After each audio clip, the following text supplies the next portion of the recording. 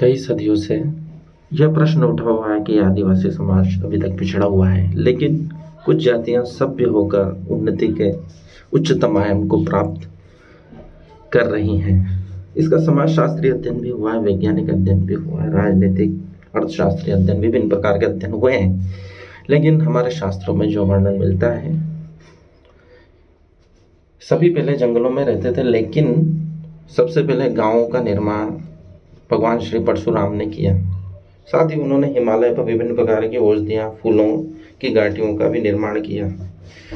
इससे कुछ तथ्य मिलते हैं कि गांव का निर्माण श्री परशुराम जी ने किया था।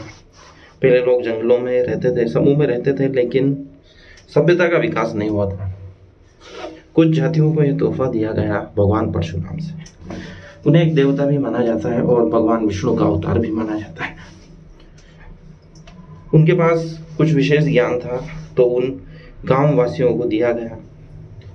उन्नति को प्राप्त हुए और अपनी सभ्यता का विकास किया। इससे सिद्ध होता है कि कुछ मनुष्य समूह को विशेष ज्ञान दिया गया। बिना ज्ञान के भय समाप्त नहीं होता है।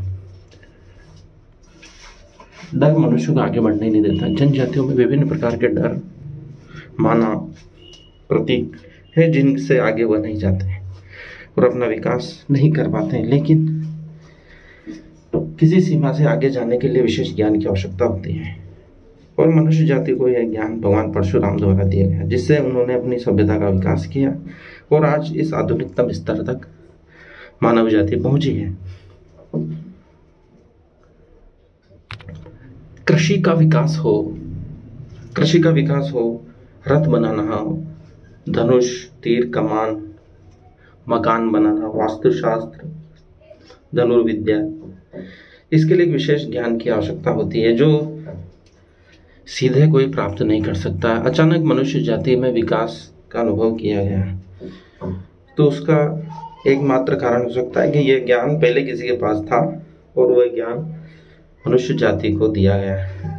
गीता में भी ऐसे वर्णन मिलते हैं। गीता का ज्ञान जो अर्जुन को कृष्ण द्वारा दिया गया, उससे पहले यह ज्ञान सूर्य को दिया गया, मनु को दिया गया। ऐसे विभिन्न सभ्यताओं को ज्ञान का आदान प्रदान किया गया। क्योंकि यह ज्ञान विशेष था, इसलिए जिसको प्राप्त हुआ उस मनुष्य समुदाय ने उन्नति प्राप्त की। आज अमेरिका पर तकनीक हावी है, तकनीकी ज्ञान के लिए होड़ मची हुई है। विश्व में जो भी तकनीक में आगे होता है, अमेरिका उसे अपनी तरफ खींच लेता है। चाहे भारत हो, चीन हो, जापान हो, वहाँ की बुद्धिमत्त मनुष्य जातियों को वह खींच रहा है और अपनी तकनीक का विकास कर रहा है। कहा जाता है कि कुछ टेक्नोलॉजी उसे एलियन से भी प्राप्त हुई है, अर्थात देवताओं से प्राप्त हुई है, अर्थात दूसरे ग्रह के प्राणियों से प्राप्त हुई है। उसके बाद ही उसकी रॉकेट प्रणाली, हवाई जहाज की प्रणाली में अत्यंतिक सुधार देखा गया है। क्योंकि ज्ञान अचानक मनुष्य सीख नहीं सकता है, उसको कोई दे सकता है तो वो अपना विकास कर पाता है। यही कुछ थ्योरियां हैं जिससे मानव जाति की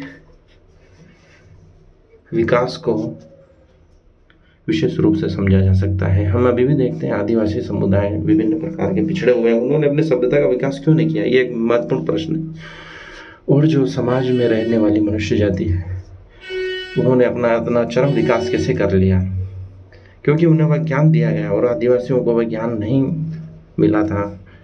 तो जो भी नई चीज़ देखते हैं उसको वह जादू समझते हैं। लेकिन आज विज्ञान के द्वारा हर चीज़ को सिद्ध किया जा रहा है और समाज को उन्नति की ओर ले जाया जा रहा है। यही प्रश्न था कि आदिवासी और दूसरे जो समुदाय हैं, उनमें उन्नति पिछड़ापन का अंतर समझा जा सकता है। धन्यवाद।